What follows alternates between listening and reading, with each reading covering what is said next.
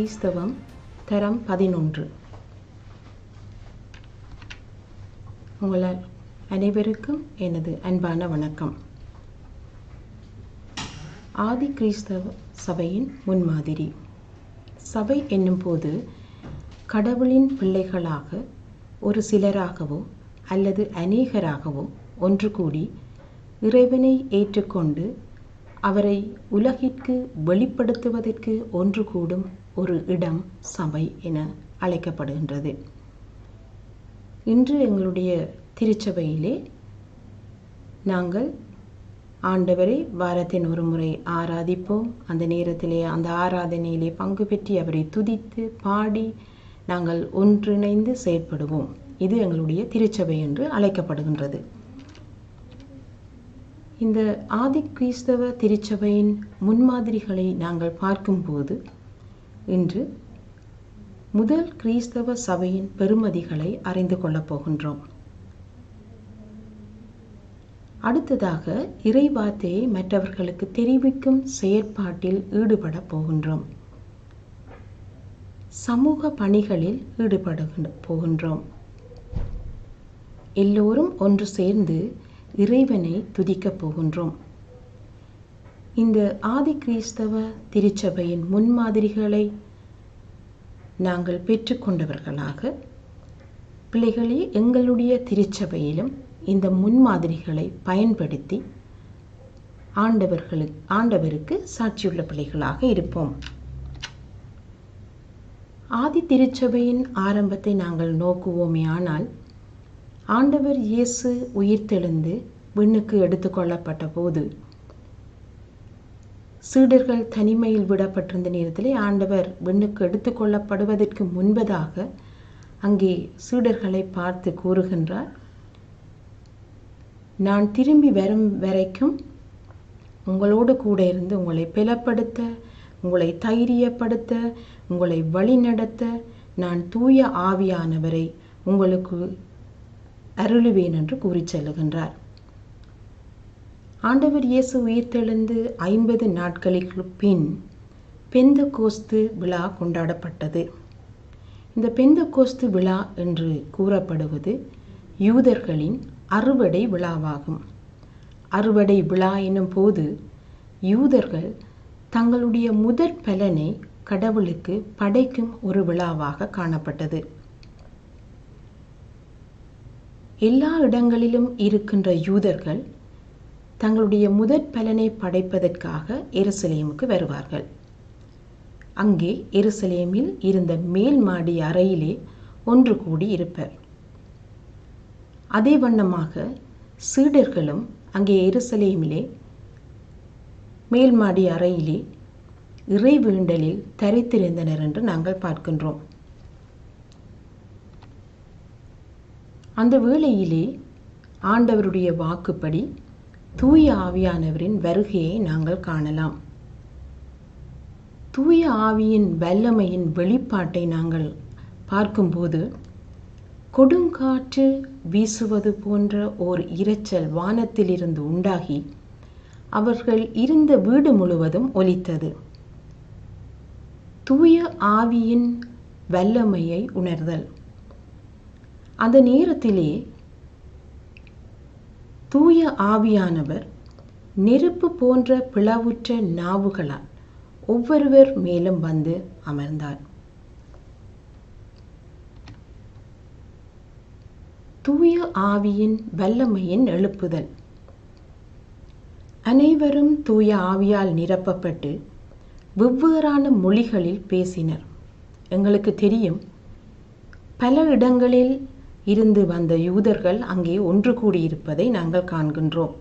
ஆகவே அவர்கள் பல மொழிகளை பேசுகின்றவர்களாக காணப்பட்டனர். உதாரணமாக தமிழ் பேசுபவர்களை நாங்கள் எடுத்துக்கொள்வோமே ஆனால் இன்று அவர்கள் பல நாடுகளிலே வாழ்கின்றார்கள். பிரான்ஸ், ஜெர்மன், இங்கிலாந்து, இன்னும் பல நாடுகளிலே அவர்கள் வசிக்கின்றார்கள். அவ்வாறு அவர்கள் வசிக்கும் போது பலருக்கு தமிழ் பேச தெரியாது, தமிழ் விளங்காது. ஆனால் அவர்கள் அந்த இடத்திலே இருக்கிற பிரான்சிலே இருப்பவர்கள் பிரான்ஸ், பிரெஞ்சு, ஜெர்மனிலே இருக்கிறவர்கள் டச், இங்கிலாந்திலே இருக்கிறவர்கள் ஆங்கிலம் ஆகிய மொழிகளை அறிந்திருக்கிறவர்களாக காணப்படுகின்றனர். இன்றைய சமுதாயத்தினருக்கு தமிழ் பேசவோ எழுதவோ வாசிக்கவோ அல்லது அதை கேட்டு அறிந்து கொள்ளவோ முடியாத ஒரு சூழ்நிலையும் காணப்படுகின்றது. ஆகவே பிள்ளைகளே, இந்த பல இடங்களில் இருந்து வந்த மக்களும் அவரவர்களுடைய பாஷையிலே இந்த சீடர்கள் பேசுவதை கேட்டனர். அப்பொழுது அவர்கள் அங்கே இவர்களை பார்த்து, இவர்கள் இனிய மதுவை அருந்தி குடித்து வெறித்திருக்கிறார்கள் என்று அங்கே கூறுகின்றனர். இன்னும் சிலர், இவர்கள் கலிலேயர், இவர்களால் எப்படி எங்களுடைய பாஷைகளிலே இவர்களால் பேச முடியும் என்று அங்கே அவர்களை கேட்கிறதை நாங்கள் காண்கின்றோம். பேதுருவும் அவரோடு கூடிய பன்னிரு சீசர்களான பேதுருவோடு கூட சேர்ந்த அத்தனை பேரும் அங்கே பேதுருவும் ஏனைய சீடர்களும் எழுந்து நின்று அங்கே அவர்கள் வல்லமை பெற்ற விதத்தை அங்கே கூறுகின்றனர். பேதுரு எழுந்து, இது காலை வேளை, எப்படி நாங்கள் இதில் மதுவை அருந்தியிருப்போம்? இது தூய ஆவியானவரின் வல்லமையினால் வெளிப்படுகிற சம்பவம். இது யோவேலினால் கூறப்பட்ட சம்பவம் என்பதை அங்கே அவர் விவரிக்கிறதை நாங்கள் காண்கின்றோம். எங்களுக்கு தெரியும், அவ்வாறு அவர்கள் கூறியதோடு அங்கே பேதுருவானவர் தன்னுடைய முதலாவது அருளுரையை அங்கே நிகழ்த்துகின்றார். அந்த அருளுரையை கேட்ட அங்கே கூடியிருந்த மக்கள் ஏறக்குறைய 3000 பேர் திருமுழுக்கு பெற்று சபையிலே சேர்த்து கொள்ளப்பட்டனர். அன்றைய தினம் ஆதி திருச்சபை உருவானது. பெந்தெகோஸ்தே தினத்திலே தூய ஆவியானவரின் வருகையின் மூலம் ஆதி திருச்சபை அங்கே உருவாயினது.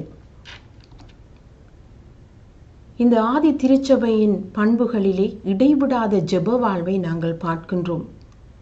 தூய ஆவியானவரின் வல்லமையால் புது வாழ்வு பெற்ற கிறிஸ்தவர்கள் தமது ஆன்மீக வாழ்வை விரித்து செய்து கொண்டனர். இடைவிடாது ஒவ்வொரு நாளும் ஒரு மனதோடு தேவாலயத்தில் ஒன்று கூடினர். எங்களுக்கு தெரியும், அவர்கள் ஒரு மனதோடு எல்லோரும் ஒவ்வொரு நாளும் அங்கே ஆண்டவரை துதிப்பதற்காக தேவாலயத்தில் ஒன்று கூடுகின்றனர். வீடுகள் தோறும் அப்பம் பிட்டனர். அங்கே உணவுகள் அவர்கள் பகிர்ந்தளித்து கொண்டனர். இல்லாதவர்களோடு அவர்கள் சேர்ந்து உணவுண்டனர். நட்புறவுடன் ஒன்று கூடினர். பிள்ளைகளே, அங்கே அவர்கள் ஒருவரை ஒருவர் நேசித்ததின் நிமித்தம் அங்கே அவர்கள் நட்புறவோடு செயல்பட்டதை நாங்கள் பார்க்கின்றோம். இடைவிடாது ஜெபத்தில் திறத்திருந்தனர். பிள்ளைகளே, நாங்கள் ஏற்கனவே பார்த்தோம், ஒவ்வொரு நாளும் அவர்கள் தேவாலயத்திலே ஒன்று கூடினர் என்று. அங்கே ஒன்று கூடி ஜெபித்தனர், ஆராதித்தனர், தேவனை துதித்தனர். இங்கே நாங்கள் பார்க்கின்றோம், இடைவிடாது ஜெபத்தில் திறத்திருந்தனர். ஆகவே பிள்ளைகளே, அவர்கள் எங்கெங்கு இருந்தார்களோ அங்கெல்லாம் ஆண்டவரோடு கூட ஜெபத்திலே திறத்திருந்ததை நாங்கள் பார்க்கின்றோம். திருத்தூதர் கற்பித்தலில் ஈடுபட்டனர். பிள்ளைகளே, எங்களுக்கு தெரியும், திருத்தூதர் என்னும் போது ஆண்டவர் இயேசுவினுடைய சீடர்கள். இந்த 3.5 வருட காலம் ஆண்டவர் இயேசுவின் பணியோடு இந்த சீடர்களும் அவரோடு கூட இருந்தவர்கள். ஆண்டவர் இயேசு ஒரு விசேட பணிக்காக பயிற்றுவிக்கப்பட்டு அனுப்பப்பட்டவர்கள் என்ற பொருளை கொண்ட திருத்தூதர் என்னும் பெயரை இவர்களுக்கு குறிக்கின்றார். ஆண்டவர் இயேசுவினுடைய சீடர்களை ஆண்டவர் திருத்தூதர்கள் என்று அழைக்கின்றார்.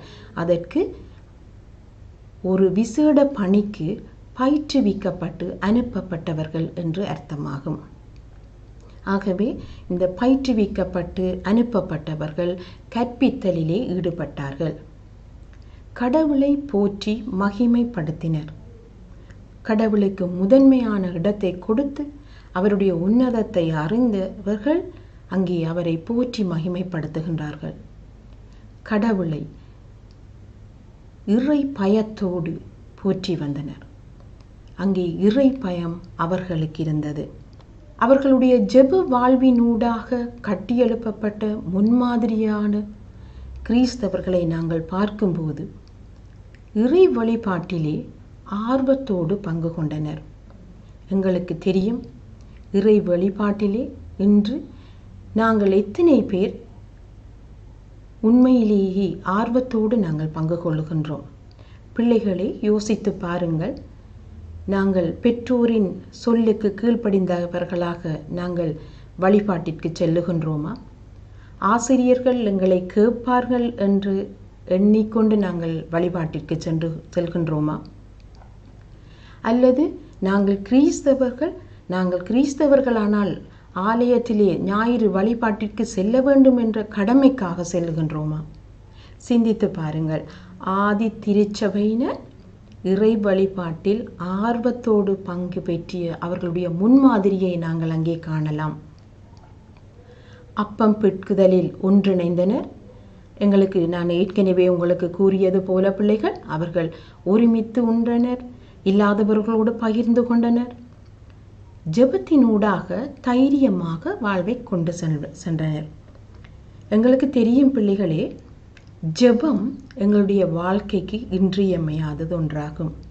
காரணம், ஆண்டவருக்கும் எங்களுக்கும் இடையே உள்ள உறவின் நெருக்கத்தை உறுதிப்படுத்துவது, நெருக்கத்தை ஏற்படுத்துவது இந்த ஜெபமாகும். இது ஒரு ஊடகம், ஆண்டவருக்கும் எங்களுக்கும் இடையே உள்ள தொடர்பை ஏற்படுத்தும் ஒரு ஊடகம்.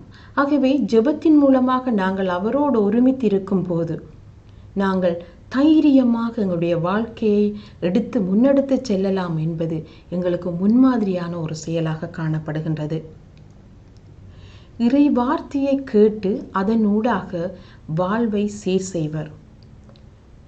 பிள்ளைகளே, எங்களுக்கு தெரியும், வேதாகமத்திலே ஆண்டவர் இயேசு புதிய ஏற்பாட்டு காலத்திலே, அவருடைய காலத்திலே நாங்கள் எவ்வாறு வாழ வேண்டும் என்பதை எங்களுக்கு அவருடைய சொல்லின் மூலம், அவருடைய போதனையின் மூலம், அவர் எங்களுக்கு சொல்லி காட்டிய உவமைகள் மூலம், அவருடைய சொல், செயல், நடை, உடை, பாவனை சகலவற்றாலும் இறை வார்த்தையின் மூலம் எங்களுக்கு வெளிப்படுத்தி இருக்கிறார். நாங்கள் எவ்வாறு இறை வார்த்தையை கடைபிடிக்க வேண்டும். அதை இறைவார்த்தையை நாங்கள் கேட்பது மாத்திரமல்ல, இறைவார்த்தையை கேட்டு அதன்படி எங்களுடைய வாழ்க்கையை நாங்கள் சீர்படுத்திக் கொள்வதற்கு அதன்படி நாங்கள் நடக்க வேண்டும். ஆகவே பிள்ளைகளே, இறை வார்த்தையை கேட்டு நாங்கள் கேட்பது மாத்திரமல்ல, அதன்படி நடந்து எங்களுடைய வாழ்வை நாங்கள் சீர்படுத்தி கொள்ள வேண்டும். இந்த ஆதி கிறிஸ்தவ சபையை நாங்கள் நோக்கும்போது இவர்களுடைய பணி 2 பணிகளாக காணப்பட்டது. ஒன்று மறைதூது பணி, அடுத்தது நலன்புரி பணி. மறைதூது பணி என்று கூறும்போது ஆண்டவருடைய நற்செய்தியை மக்களுக்கு அறிவித்தனர். அடுத்ததாக நலன்புரி பணி. இந்த நலன்புரி பணியை நாங்கள் பார்ப்போமேயானால், ஆண்டவரை ஏற்றுக்கொண்ட இந்த கிறிஸ்தவ சபையிலே இருந்த மக்களை கவனிப்பதும், அவர்களுடைய தேவைகளை சந்திப்பதும், அவர்கள் மீது கரிசனை கொள்வதும் இந்த நலன்புரி பணியிலே அங்கே அவர்கள் செயற்பட்டனர். மறைதூது பணியில் ஈடுபடும் இந்த சீடர்களை நாங்கள் பார்க்கும்போது தூய ஆவியால் வல்லமையை பெற்று பேதுருவும் மற்ற சீடர்களும் மறைதூது பணியை மேற்கொண்டனர் என்று நாங்கள் பார்க்கின்றோம். காரணம், அவர்கள் ஏற்கனவே இந்த பணிக்காக பயிற்றப்பட்டு இந்த மக்களிடத்தில் அனுப்பப்பட்டவர்கள். இவர்கள் போதனை செய்வதன் மூலம் நற்செய்தி பணியை பரப்பினார்கள். எங்களுக்கு தெரியும், 3.5 வருட காலம் ஆண்டவரோடு கூட இருந்து ஆண்டவருடைய பணியை பார்த்து வந்தவர்கள், அதை கேட்டு வந்தவர்கள், எவ்வாறு கடவுளுடைய செய்தியை அறிவிக்க வேண்டும் என்பதை அறிந்து கொண்டவர்கள், பயிற்றப்பட்டவர்கள் இன்று அந்த போதனையை மேற்கொண்டனர். இயேசுவின் நாமத்தில் திருமுழுக்கு பெறுவதன் மூலம் மனந்திரும்பிய வாழ்விற்கு ஊக்கமளித்தனர். அதாவது எங்களுடைய வாழ்க்கையிலே பிள்ளைகள் நாங்கள் வெறுமனே ஆண்டவரை தொழுது கொள்ளுகின்றோம் என்று கூறிக்கொண்டு இருக்க முடியாது. எங்களுடைய வாழ்க்கையிலே நாங்கள் திருமுழுக்கு பெற்று நாங்கள் கிறிஸ்தவர்கள் என்று உறுதிப்படுத்தி கொண்டோம் என்று கூறிக்கொண்டு இருக்க முடியாது. பிள்ளைகள் நாங்கள் மனம் திரும்பிய வாழ்வை எங்களுடைய வாழ்விலே நாங்கள் வாழ வேண்டும். ஆண்டவருக்கு அதுதான் பிரியமானது. அந்த பிரியமான காரியத்தை நாங்கள் மனம் திரும்பி திருமுழுக்கு பெறுவதை ஊக்கப்படுத்தி கொண்டு இருந்தார்கள் இந்த திருத்தூதர்கள். அற்புத அடையாளங்கள் மூலம் இயேசுவில் விசுவாசத்தை வளர்க்க செய்தார்கள். எங்களுக்கு தெரியும் பிள்ளைகளே, ஆண்டவர் இயேசுவும் இந்த உலகத்திலே இருக்கும்போது அற்புதங்கள் அடையாளங்கள் இவைகளை அவருடைய வல்லமையினால் அங்கே செய்ததை நாங்கள் பார்க்கின்றோம். அந்த வல்லமைகள் மூலமாக இந்த அற்புதங்கள் அடையாளங்கள் செய்யப்பட்டது.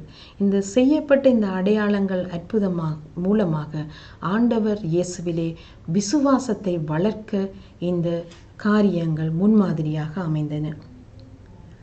அடுத்ததாக பிள்ளைகளே நாங்கள் பார்ப்போம், இயேசுவின் உயிர்த்தெழுதலை பகிரங்கமாக சான்று பகர்ந்தனர்.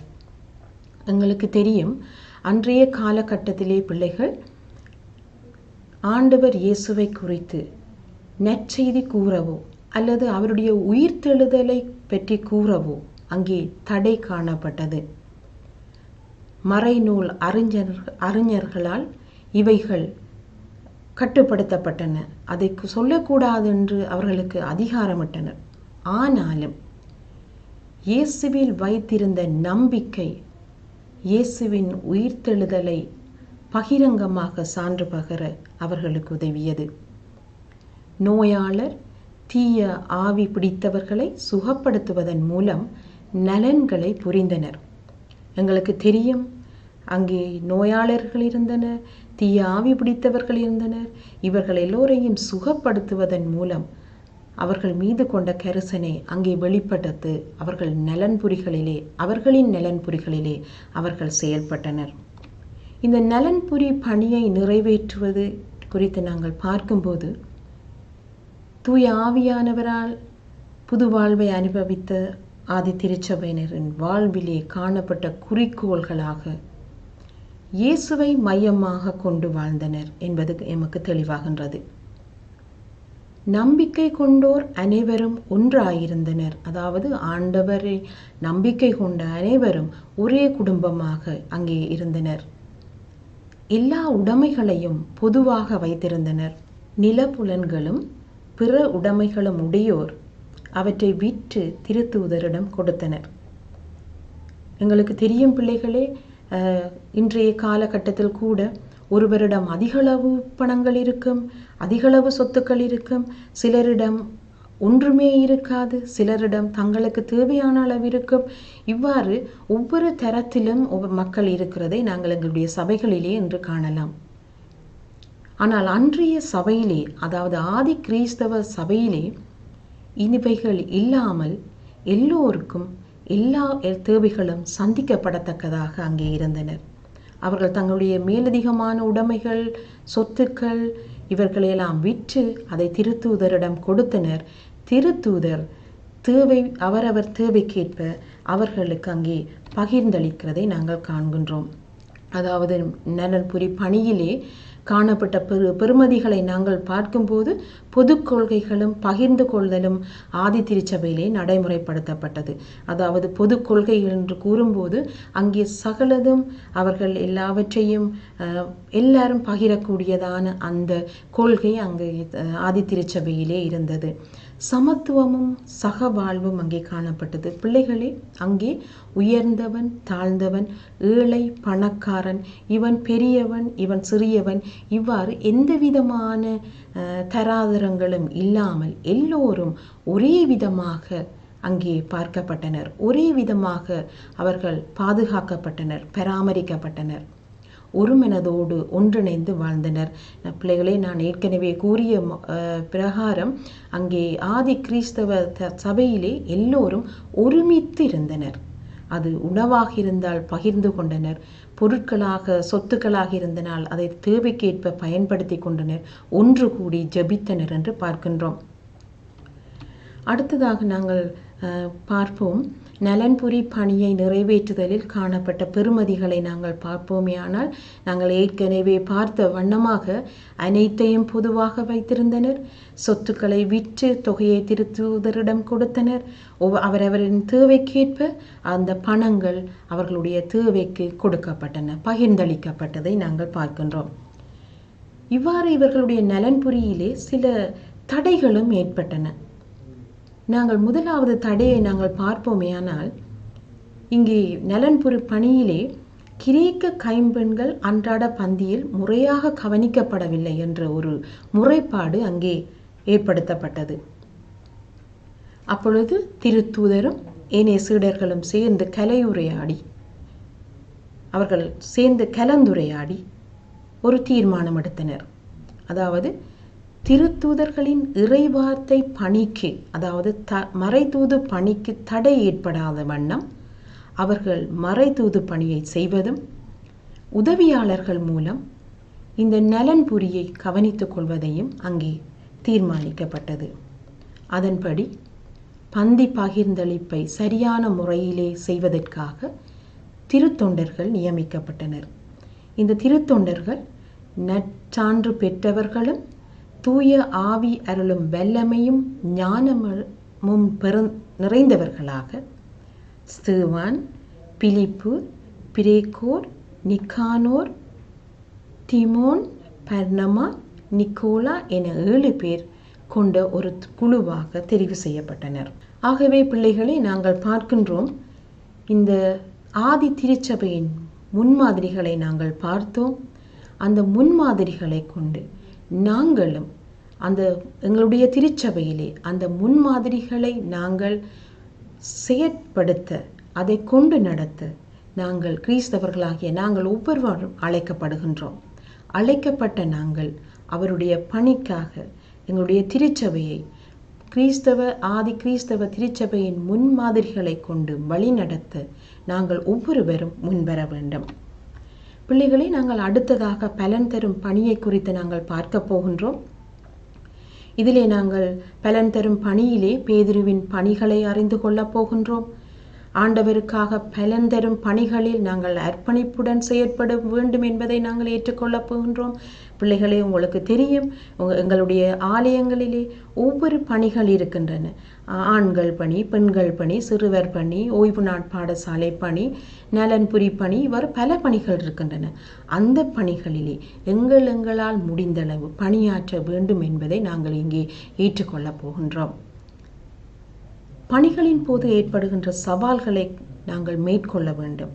நாங்கள் பணியை ஆரம்பிக்கும் போது பல வழிகளிலே எங்களுக்கு பிரச்சனைகள் ஏற்படலாம், பல வழிகளிலே எங்களுக்கு சவால்கள் தோன்றலாம்.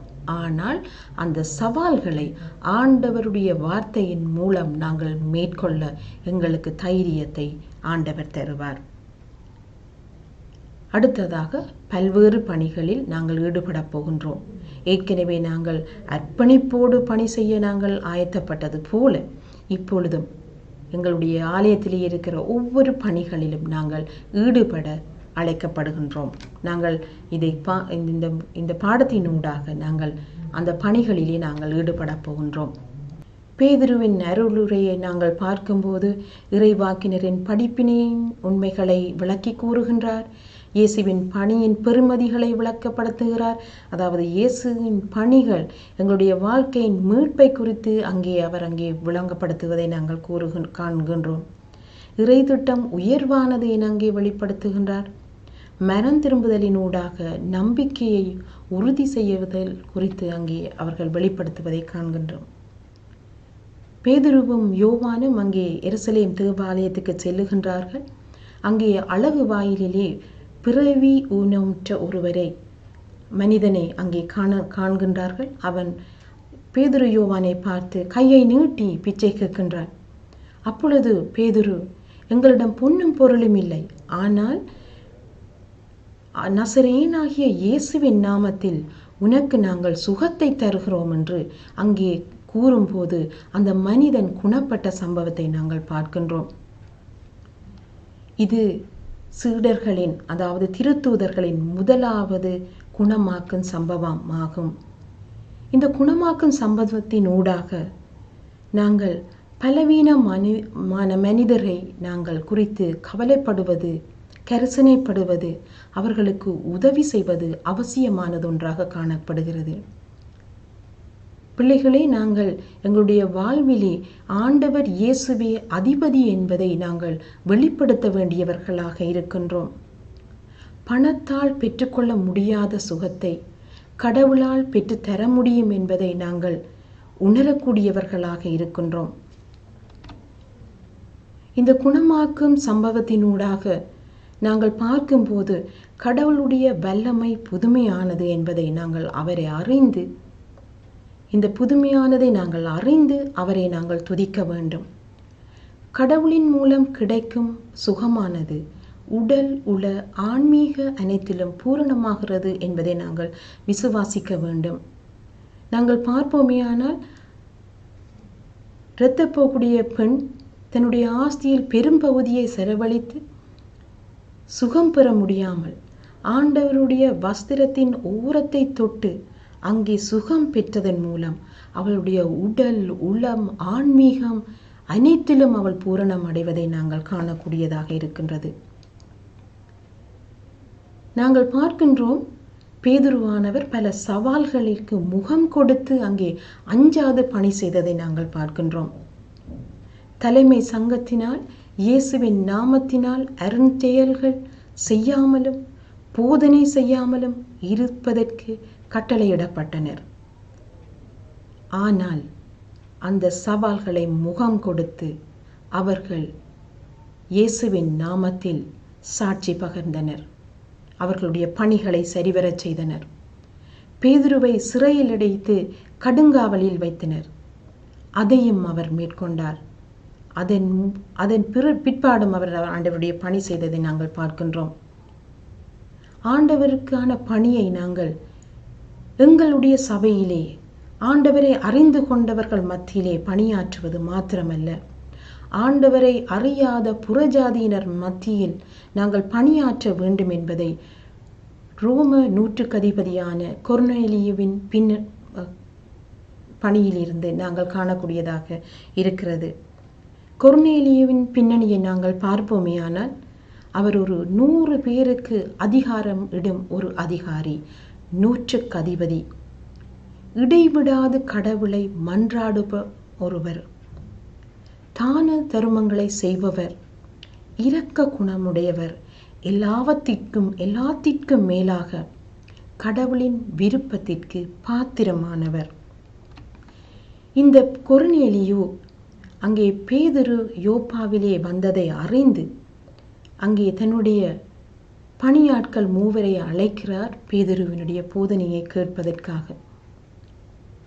அந்த நேரத்திலே பேதுரு பசியோடு இருக்கிறார்.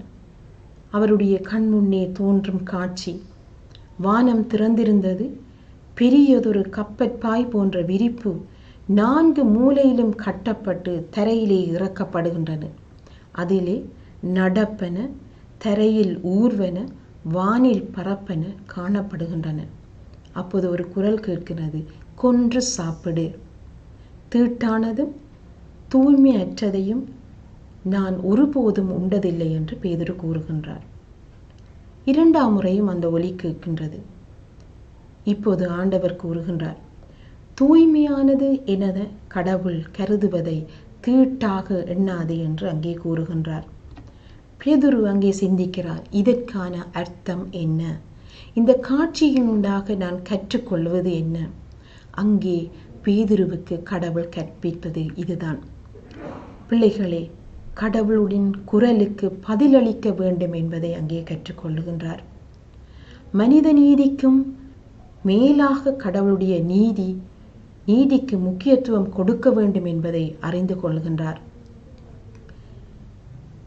யாரையும் தராதரம் பார்க்கக்கூடாது. யாருக்கு ஆண்டவருடைய பணி தேவைப்படுகின்றதோ அவர்களுக்கு அந்த பணியாற்ற வேண்டும் என்பது அங்கே வெளிப்படுகின்றது. புற இனத்தவரான கொர்நேலியுவுக்கு ஆண்டவரின் பணி, ஆண்டவரின் போதனை அங்கே தேவைப்பட்டது.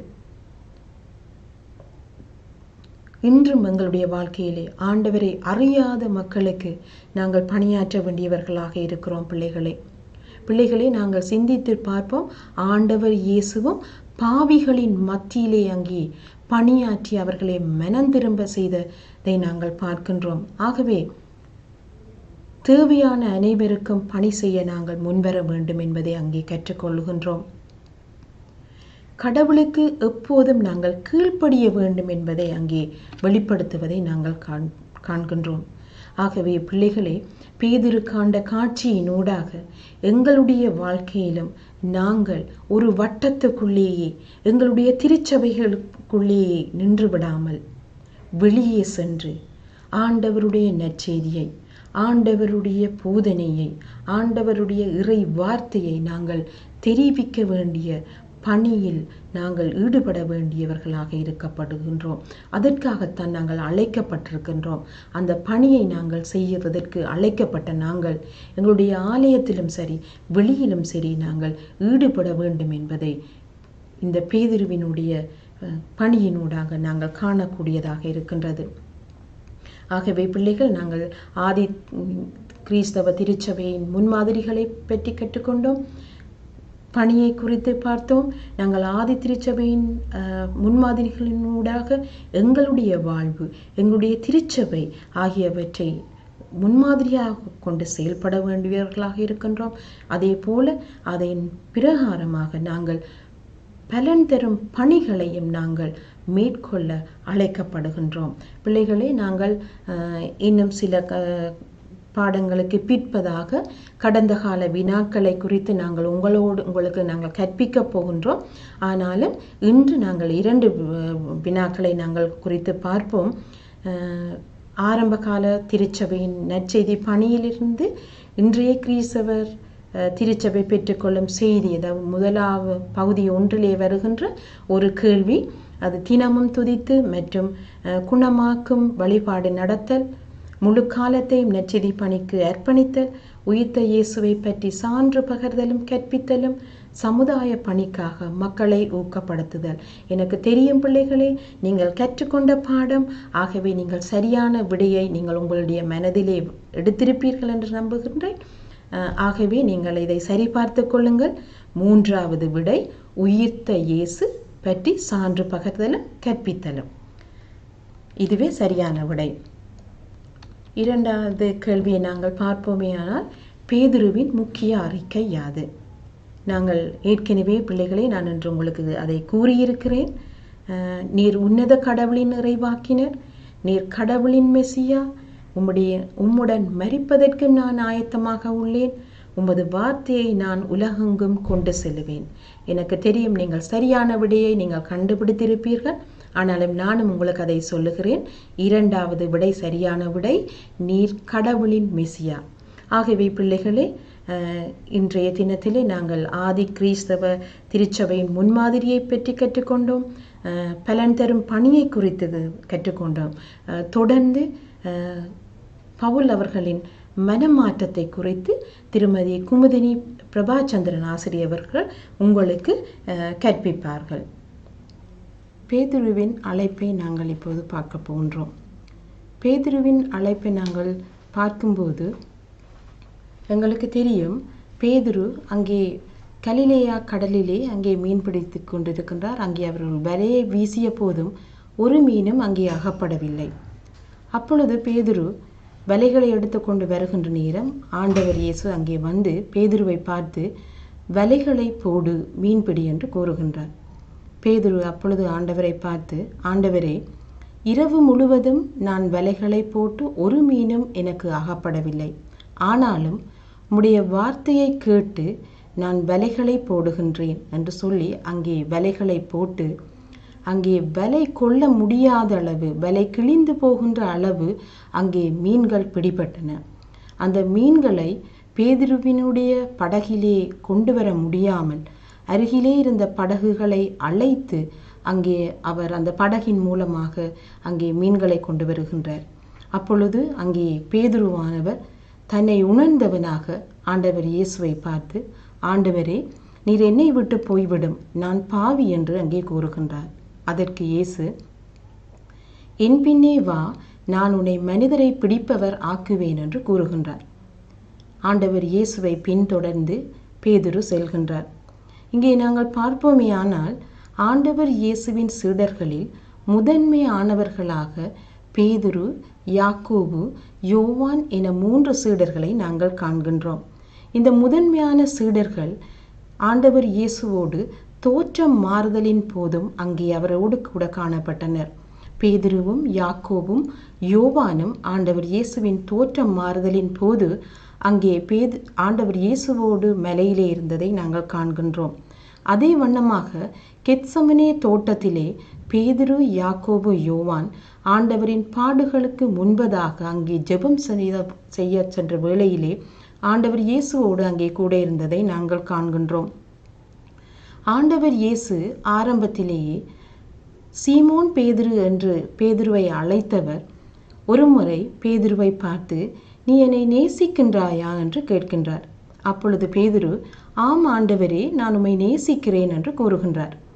2ஆம் முறையும் பேதுருவை பார்த்து, பேதுரு, நீ என்னை நேசிக்கின்றாயா என்று கேட்கின்றார். அதற்கு பேதுரு, ஆம் ஆண்டவரே, நான் உம்மை நேசிக்கிறேன் என்று கூறுகின்றார். அப்பொழுது 3ஆம் முறையும் ஆண்டவர் இயேசு பேதுருவை பார்த்து, பேதுரு, நீ என்னை நேசிக்கின்றாயா என்று கேட்கின்றார். அப்பொழுது பேதுரு ஆண்டவரை பார்த்து, ஆண்டவரே, நான் உம்மை நேசிக்கிறேன் என்பது உமக்கு தெரியும் என்று அங்கே கூறுகின்றார். அப்பொழுது ஆண்டவர் பேதுருவை பார்த்து, என் ஆடுகளை மேய்ப்பாயாக என்று கூறுகின்றார். என் ஆடுகளை மேய்ப்பாயாக. அங்கே பேதுருவினுடைய தலைமைத்துவத்திலே அவருடைய சபை கட்டியெழுப்பப்பட போகிறது என்பதை அங்கே ஆண்டவர் தெரிவிக்கிறதை நாங்கள் காண்கின்றோம். அதனால்தான் ஆண்டவர் பிற்பாடு பேதுருவை பாறை என்ற அர்த்தம் கொண்ட கேபா என்னும் பெயரினால் அங்கே அவரை அறிமுகப்படுத்துவதை நாங்கள் காண்கின்றோம். ஆண்டவர் இயேசு ஒரு முறை சீடர்கள் எல்லோரும் கூடியிருந்த வேளையிலே மக்கள் என்னை யார் என்று கூறுகிறார்கள் என்று கேட்கின்றார். அப்பொழுது அங்கே இருந்தவர்கள் சீடர்கள், மக்கள் உம்மை இறைவாக்கினர் என்று கூறுகின்றார்கள், எலியா என்று கூறுகின்றார்கள். இவ்வாறு ஒவ்வொரு விடைகளை அவர்கள் அங்கே கூறுகின்றார்கள். நீங்கள் என்னை யார் என்று கூறுகிறீர்கள் என்று கேட்டபோது அவர்கள் ஒவ்வொருவரும் ஒவ்வொரு விதமான பதிலை சொன்னபோது பேதுரு, நீர் கடவுளின் மெசியா என்று அங்கே கூறுகிறதை நாங்கள் காண்கின்றோம். அவருடைய மறுதலிப்பின் போது கூட ஆண்டவர் ஏற்கனவே பேதுருவுக்கு, நீ என்னை சேவல் கூவுவதற்கு முன்பதாக 3 முறை மறுதலிப்பாய் என்று கூறுகின்றார். அதற்கு பேதுரு, ஆண்டவரே, நான் உம்மை ஒருபோதும் மறுதலிக்க மாட்டேன் என்று அங்கே கூறுகிறதை நாங்கள் காண்கின்றோம்.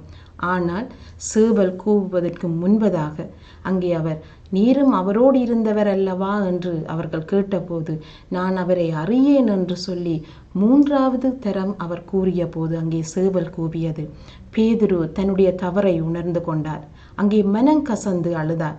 பிள்ளைகளே, எங்களுடைய வாழ்க்கையிலும் நாங்கள் மனம் திரும்ப வேண்டியவர்களாக இருக்கின்றோம். ஆண்டவர் இயேசுவும் அதைத்தான் விரும்புகின்றார். எனவே அவர் மனம் திரும்பிய பேதுரு அங்கே ஆண்டவரோடு கூட சேர்ந்து ஆண்டவருடைய பணி செய்ய ஆயத்தமானார். அதனால்தான் பேதுரு அங்கே பெந்தெகோஸ்தே தினத்தன்று ஆரம்ப திருச்சபையை கட்டியெழுப்பி அதை ஒரு முன்மாதிரியான திருச்சபையாக வழிநடத்தியதை நாங்கள் காண்கின்றோம். அனைத்து கிறிஸ்தவ மாணவர்களுக்கும் அன்பார்ந்த வணக்கம். குருகுலம் நிகழ்வினூடாக தொடர்பு கொள்வதில் மகிழ்ச்சி அடைகின்றேன். இன்று வாழ்வின் மாற்றம் என்ற பாடப்பகுதியை உங்களோடு பகிர்ந்து கொள்ளலாம் என எண்ணி வந்துள்ளேன்.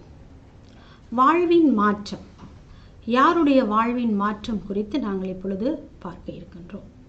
இந்த பாடத்திலேயே நாங்கள் படிக்க வேண்டிய விடயங்கள் என்ன என்பதை குறித்து நாம் முதலாவது கவனம் செலுத்தலாம். முதலாவதாக இந்த பாடத்தின் நோக்கம் நாங்கள் பார்த்தோமானால், முதலாவதாக பவுலின் வாழ்வின் பின்னணி பற்றி அறிந்து கொள்வோம். பவுல் எனப்படுகின்றவர் யார், அவரது குடும்ப பின்னணி என்ன என்பதை குறித்து நாம் அறிந்து கொள்வோம். அடுத்து, இந்த பவுல் ஏன் கிறிஸ்தவர்களை துன்புறுத்தினார், அவர் எவ்வாறான முறைமைகளிலே துன்புறுத்தினார் என்பதை குறித்து நாம் கற்றுக்கொள்வோம். மேலும் பவுலினுடைய இந்த மனமாற்றம் எவ்வாறு நிகழ்ந்தது, அந்த புதுமையான சம்பவத்தை குறித்து நாம் கற்றுக்கொள்ள இருக்கின்றோம். தொடர்ந்தும் இந்த மனமாறிய பவுல் அவர் ஆற்றிய பணிகள் பற்றி சுருக்கமாக நாங்கள் பார்க்க இருக்கின்றோம். இறுதியாக பவுலினுடைய மனமாற்றம் எங்களுக்கு தருகின்ற படிப்பினைகள் என்ன என்பதை குறித்து நாம் பார்க்க இருக்கின்றோம். ஆகவே வாழ்வின் மாற்றம் என்ற பாடப்பகுதியிலே நாங்கள் படிக்கப்பட வேண்டிய பாட நோக்கங்களை நீங்கள் அவதானித்திருப்பீர்கள். அந்த வகையிலே முதலாவதாக பவுலின் வாழ்வின் பின்னணி பற்றி நாம் பார்ப்போம். பவுல் யூத இனத்தை சேர்ந்தவர். யூத இனத்தில் மிகவும் வைராக்கியம் உள்ளவர். யூத சமய பற்றுடையவர். யூதர்கள் பேசுகின்ற எபிரேய மொழிகளிலே நன்கு தேர்ச்சி அடைந்தவர். இவர் பெஞ்சமின் கோத்திரத்தை சேர்ந்தவர். அது மாத்திரமல்ல பிள்ளைகளே, அந்த காலத்திலே யூத ஆண் பிள்ளைகள் கல்வி கற்கின்ற சினகாக் என்ற கூடத்திலே இவரும் கல்வி பயின்றவர். ஆகவே இவ்வாறான பின்னணி, அதாவது யூத இனம் சார்பாக, மேலும் இவர் கூடார தொழிலிலே மிகவும் நன்கு பயின்று தேர்ச்சி பெற்றவராக விளங்குகின்றார். மேலும் இவர் பிறந்த இடத்தை நோக்குவோமானால் சிசிலியாவில் உள்ள தர்சி நகரில் இவர் பிறந்திருக்கின்றார். தர்சி நகரம் எப்படிப்பட்டது? செல்வந்தர்கள் வாழுகின்ற இடம், உயர்ந்த மாடி கட்டடங்களை கொண்டதாக அமைந்திருக்கும். பல இன மக்கள் வாழ்கிறார்கள். அதனால் பல மொழிகள் பேசுகின்ற நகரம். வியாபார மத்தியஸ்தலமாக காணப்படுகின்றது. ஏனைய பிரதேசங்களிலே நகரங்களிலே இருந்து வருகின்ற கல்விமான்கள் இங்கே விவாதங்களை நடத்துவார்கள். அநேக பல்கலைக்கழகங்கள் காணுகின்ற இடம். ஆகவே இவ்வாறான செல்வம் மிகு ஒரு வளம் மிகு நகரத்திலே பவுலும் பிறந்தார். இவர் அங்கு வருகின்ற மேதைகளோடு இவர் நேரடியாகவே விவாதத்தில் ஈடுபட்டதையும் எங்களால் காண முடிகிறது. ஆகவே நாங்கள் எங்களுடைய நாட்டின் கொழும்பு பிரதேசத்தை உதாரணமாக கொள்ளலாம். பல இன மக்கள் வாழ்கிறார்கள். பல பல்கலைக்கழகங்கள் இருக்கின்றன. வியாபார ஸ்தலங்கள் முக்கியமாக காணப்படுகிறது. ஆகவே இப்பேற்பட்ட ஒரு சூழ்நிலையை தான் தர்சி நகரமும் காணப்பட்டது. இந்த நகரிலேயே இவர் பிறந்திருக்கின்றார். அடுத்ததாக நாங்கள் பார்க்கின்றோம், இவருக்கு பல மொழிகள் தெரியும். கிரேக்க மொழி, எபிரேய மொழி, அன்றைய காலத்திலே காணப்பட்ட அனைத்து மொழிகளிலேயும் இவர் தேர்ச்சி பெற்றார் என்பதை நாங்கள் பாட ரீதியாக அறிந்து கொள்கின்றோம். மேலும் இவர் கமாலியல் என்பவர் நீதி சட்டங்களை பவுலுக்கு கற்பித்தார் என்பதை நாங்கள் பார்க்கின்றோம். பிள்ளைகளே, கமாலியல் எனப்படுகிறவர் யார்? அவர் செனகரீம் சபையினுடைய ஒரு உறுப்பினராக இருக்கின்றார். செனகரீம் சபை எனப்படுவது தற்காலத்திலே இலங்கையின் பாராளுமன்றம் போல ஒரு சபையாகும். பாராளுமன்ற உறுப்பினர்கள் 225 பேர் நமது நாட்டிலே இருக்கிறார்கள். அவர்கள் யாவரும் பெருமைக்குரியவர்கள். அதே போல இந்த கமாலியல் எனப்படுவரும் அவ்வாறான ஒரு செனகரீம் சபையிலே அங்கத்தவர். அவ்வாறான அங்கத்தவரிடமிருந்து இவர் நீதி சட்டங்களை கற்றது இவருடைய வாழ்விலே ஒரு முக்கியமானதாக அமைந்தது. அடுத்த பிள்ளைகள், இவர் ஒரு பரிசேயன். பரிசேயன் எனப்படுவோர் யார்? உங்களுக்கு தெரியும், ஏனைய சமய குழுக்கள், அதாவது சதுசேயர், மறைநூல் அறிஞர்கள், இவர்களிடமிருந்து இந்த பரிசேயர்கள் வேறு பிரிக்கப்பட்டார்கள். தாங்கள் இவர்களை விட உயர்வானவர்களாக கருதப்படுகிறவர்கள். இவர்களுடைய வாழ்க்கையிலே சட்டங்கள், நியாயங்கள் தான் முக்கியம். மிகவும் இறுக்கமாக வைராக்கியமாக கடைபிடிப்பதிலே இவர்கள் வல்லவர்கள். இவர்கள் அன்றைய காலத்திலே மோசேயினுடைய தோரா என்கின்ற நியாயப்பிரமாண புத்தகங்களை, நீதி நியாயங்களை இவர்கள் கற்றுத் தேர்ந்தவர்கள். ஆகவே பவுலும் பரிசேய யூத பரிசேயன் என்பதில் அவருக்கு கிடைத்த ஒரு வரப்பிரசாதம். ஆகவே நியாயங்கள் நீதிகளை வைராக்கியமாக கடைபிடித்தவர் இந்த பவுல். அடுத்து இவருடைய பின்னணியை நாங்கள் பார்ப்போம் என்றால் பிள்ளைகள், அவர் பிறப்பிலேயே ரோமை குடிமகனாகின்றார். இவரது தந்தை ரோமியராக காணப்படுகிறார். இதனால் தான் இவருக்கு ரோமை பெயரும் உண்டு. பவுலோஸ் என்கின்ற ரோமை பெயரிலே இவர் அழைக்கப்படுகின்றார். எபிரேய பெயர் இவருக்கு சவுல் எனவும், கிரேக்க பெயர் பவுல் எனவும், ரோமையிலே இவருக்கு பவுலோஸ் என்கின்ற பெயரும் அழைக்கப்படுகிறது. ஆகவே இவ்வாறான பின்னணியை கொண்டவர்தான் இந்த பவுல். இந்த பவுலுடைய வாழ்க்கை அவர் கிறிஸ்தவர்களை துன்புறுத்திய சம்பவத்தை நாங்கள் பார்த்திருக்கின்றோம். அவர் ஏன் கிறிஸ்தவர்களை துன்புறுத்தினார், எவ்வாறான முறைகளிலே அவர் துன்புறுத்தினார் என்பதை குறித்து நாங்கள் பார்ப்போம். தனது சமயத்தை பெற்றுடைய இந்த பவுல் அநேகர் புதியவர்களாக கிறிஸ்தவர்களாக மாறுகின்ற இந்த காலத்திலே தன்னுடைய மதத்துக்கு ஏதாவது எதிர்காலத்திலே பிரச்சனை வருமா என பயந்து இவ்வாறான புதிய கிறிஸ்தவர்களை அழிக்க வேண்டும் என்ற வைராக்கியம் இவருக்குள் வந்தது. இதனாலேயே அவர் கிறிஸ்தவர்களை துன்புறுத்தினார். இப்பொழுது நாங்கள் பார்ப்போம் எவ்வாறான முறையிலே அவர் துன்புறுத்தினார். முதலாவதாக ஸ்தேவானுடைய மரணம். ஸ்தேவானை கல்லறிந்து கொல்லும்படியாகவும் கல்லறிந்து கொல்லுகின்ற அவர்களுடைய உடைகளை இவர் பத்திரமாக பாதுகாத்தார் என்பதும் தெளிவாக வேதாகமம் கூறுகின்றது. ஆகவே ஸ்தேவானுடைய கொலையிலே இவர் உடன்பட்டிருந்தார். அடுத்து நாங்கள் பார்க்கின்றோம், இவர் ஸ்தேவானுடைய மரணத்தினாலே புலம்பிக் கொண்டிருக்கின்ற வீடுகளிலே புலம்பிக் கொண்டிருக்கின்ற ஆண்களையும் பெண்களையும் பிடித்து சிறையிலே அடைத்தார், கொடுமைப்படுத்தினார், திருச்சபையை அழித்தார். ஆகவே இவ்வாறான முறைமைகளை அவர் துன்புறுத்தி அவர் மேலும் சீடர்களை கொன்று விடுவதாக கொலை மிரட்டல் அச்சுறுத்தல் வழங்கினார். போதனையில் ஈடுபடக்கூடாதென்றும் அற்புதங்களை செய்யக்கூடாதென்றும் அவர் அச்சுறுத்தியதை நாங்கள் பார்க்கின்றோம். மேலும் இவர் துன்புறுத்திய முறைமைகளை பார்க்கின்ற வேளையில் தலைமை குருக்களிடம் இருந்து அனுமதி பெற்றே இவர் கிறிஸ்தவர்களை துன்புறுத்துகின்றார். இப்பொழுது அவர்களுக்கு பவுல் அடிகளாருக்கு துன்புறுத்துவதற்கான அதிகாரத்தை இவர் தலைமை குருக்களிடமிருந்து பெற்றுக்கொள்கின்றார். ஆகவே இந்த அனுமதியுடன் கிறிஸ்தவர்களை அவர் துன்புறுத்துகிறதை நாங்கள் பார்க்கின்றோம். இவ்வாறாக கிறிஸ்தவர்களை துன்புறுத்திய இந்த பவுல் அவரது வாழ்க்கையிலே திடீரென மனமாற்றம் நிகழ்வதற்கான காரணம் என்ன பார்ப்போம் என்றால், முதலாவது பிள்ளைகளே, அவர் தமஸ்குவை நோக்கிய பயணம். தமஸ்குவை ஏன் நோக்கி வருகின்றார்? இப்பொழுது தலைமை குருக்களிடம் அனுமதி பத்திரத்துடன் வருகின்றார். கிறிஸ்தவர்களை துன்புறுத்துவதற்காக, ஆண்களையும் பெண்களையும் கூட்டிக் கொண்டு எருசலேமிலே சிறையில் இடுவதற்காக. ஆகவே அவ்வாறான பயணத்திலே அவர் வருகின்ற வேளையிலே, தமஸ்குவை நோக்கி வருகின்ற வேளையிலே நடந்த புதுமையான அனுபவம் என்ன? முதலாவதாக ஆண்டவர் அவருடன் தொடர்பு கொள்கின்றார். ஆண்டவர் எவ்வாறு தொடர்பு கொள்கிறார்?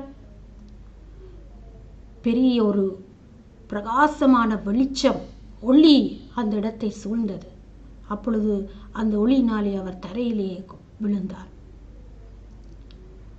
அப்பொழுது சவுலே சவுலே, நீ ஏன் என்னை துன்புறுத்துகிறாய் என்ற சத்தம் பவுலுடைய மனதுக்குள்ளே, பவுலுடைய காதுகள் கேட்கும்படியாக ஒலித்தது. அந்த கணத்திலே சவுல் ஆண்டவரிடத்தில் ஒரு வினாவை தொடுக்குகிறார். ஆண்டவரே, நீர் யார்? ஆண்டவரே, நீர் யார் என அவர் கேட்கின்றார். அப்பொழுது ஆண்டவர், நீ துன்புறுத்தும் இயேசு நானே, நீ துன்பப்படுத்துகிறவர் நானே என்று அந்த இடத்திலே அவர் பதிலளிக்கின்றார். அது மாத்திரமல்ல, அவர் கூறுகிறார், நீ தொடர்ந்து இந்த இடத்திற்கு போ, அப்பொழுது உன்னை வழி நடத்துவார்கள் என்று சொல்லி ஆண்டவர் அந்த இடத்திலே ஆலோசனை வழங்குகிறதை நாங்கள் பார்க்கின்றோம். நீங்கள் திருவிவிலியத்திலே நீங்கள் இந்த சம்பவத்தை மேலதிகமாக நீங்கள் வாசித்து தெளிவு பெறுங்கள். ஆகவே அதற்கு பின்னதாக சவுல், அதாவது பவுல், அனனியாவுக்கூடாக வழி நடத்தப்படுகிறார். எவ்வாறு அனனியாவுக்கூடாக வழி நடத்தப்படுகிறார் என்று பார்த்தோம் என்று சொன்னால், அனனியா ஒரு தரிசனம் காண்கின்றார். அந்த தரிசனத்திலே பவுலை ஆண்டவர் அழைத்து வரும்படியாக கூறுகின்றார். ஆனால் அனனியா மறுக்கின்றார். ஏனென்றால் இவர் கிறிஸ்தவர்களை துன்புறுத்தியவர்கள், இப்பொழுது கிறிஸ்தவர்களை துன்புறுத்துவதற்காகவே அவர் இங்கு வருகின்றார். ஆகவே இவரிடத்தில் போக முடியாது என்று. அப்பொழுது ஆண்டவர் சொல்லுகின்ற முக்கியமான விடயம், இவரை நான் புறஜாதிகளுக்கு நற்செய்தியை அறிவிக்கும்படி தெரிந்து கொண்ட பாத்திரம் என்று ஆண்டவர் சொல்லுகின்றார். புறஜாதிகளுக்கு நற்செய்தியை அறிவிக்க அவர் தெரிந்து கொண்ட பாத்திரம் யாரு? இந்த பவுல். அதனால் தான் பவுல் புற இனத்தவரின் அப்போஸ்தலன் என்று அழைக்கப்படுகிறார். ஆகவே இந்த சந்தர்ப்பத்திலே அனனியா ஆண்டவருக்கு கீழ்ப்படிந்தவராய் பவுலை அழைத்து வந்து அவர் அப்பொழுது பார்வை இல்லாமல் இருக்கின்றார்.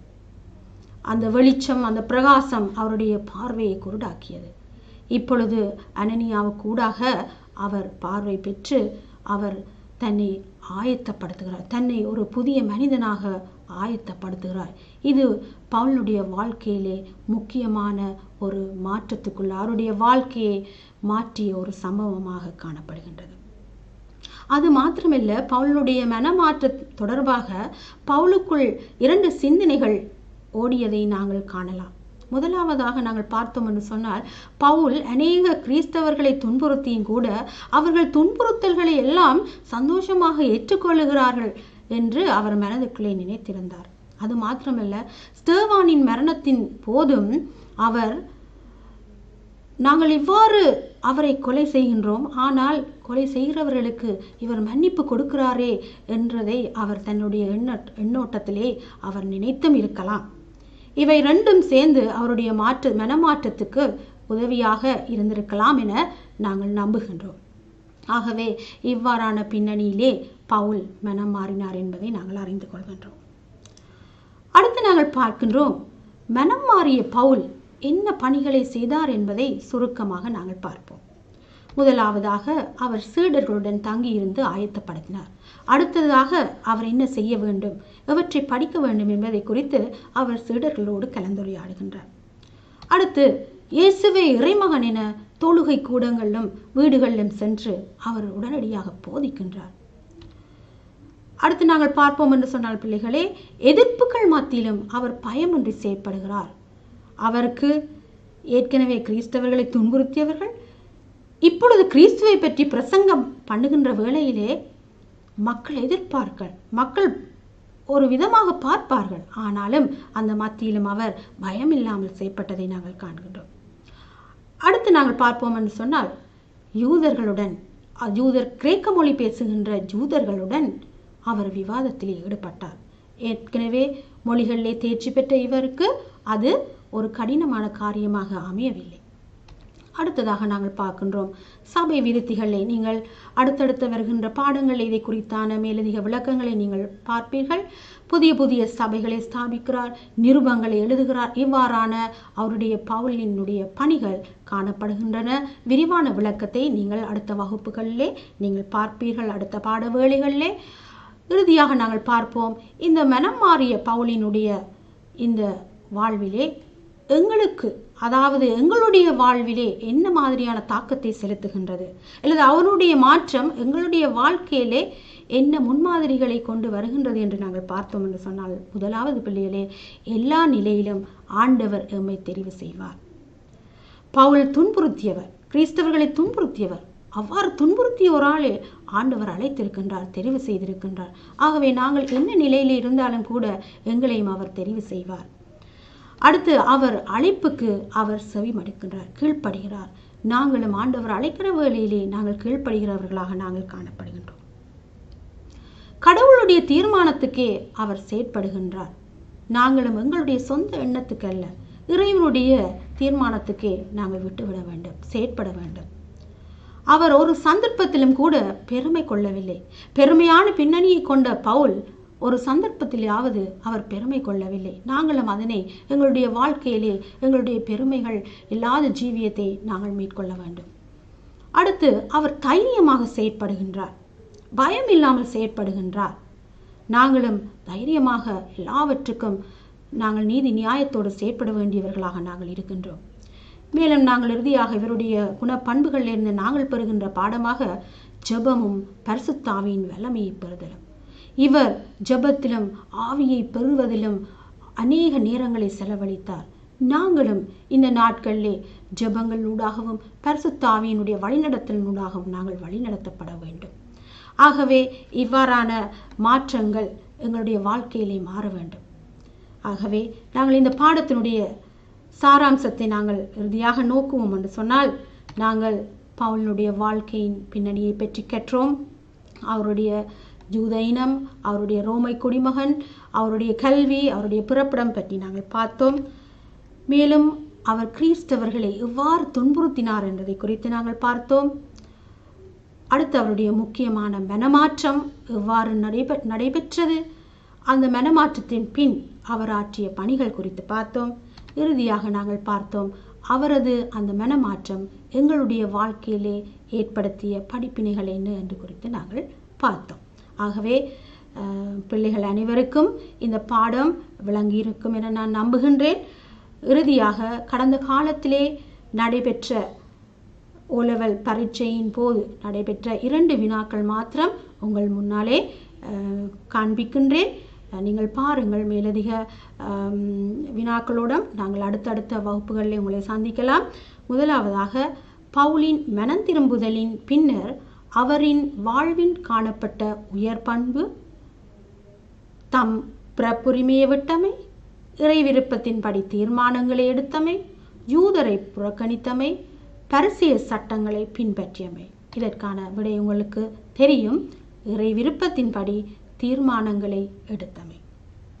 அடுத்த இறுதி வினா, சவுலின் ஆரம்பகால வாழ்க்கை பின்னணி காரணமாக அவரின் பிற்கால திருப்பணிக்கு கிடைத்த வரப்பிரசாதம் பிற இனத்தவரின் திருத்தூதர் ஆனமை, பிற இன சமுதாயத்தில் பல்வகை கலாச்சாரங்களுக்கு மத்தியில் வாழ்ந்தமை, தனக்கென மாத்திரம் கூடாரம் அமைத்தலில் ஈடுபட்டமை, சிறந்த நற்செய்தி பணியாளராக செயற்பட்டமை.